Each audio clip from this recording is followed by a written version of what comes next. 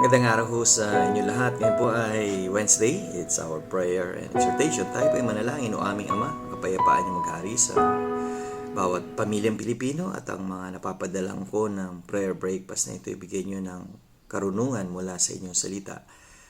At tanggapin nila si Jesus na maging kanilang Panginoon at tagapagligtas sa araw na ito sa pangalan ni Jesus. Amen.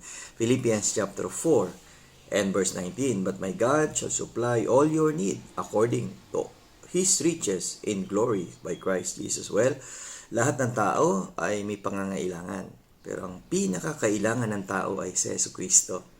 Si Yesu Cristo na nagbibigay ng kapayapaan, si Yesu Cristo na nagbibigay ng kaligtasan sa bawat nilalang. Kaya kaibigan, kung hindi mo pa tinatanggap si Yesu Cristo, tanggapin mo na siya. Diyan may ipagkakalob sa iyo ng Diyos ang iyong tunay na pangangailangan. Okay? See you again tomorrow sa ating Strong Family Prayer and Exhortation.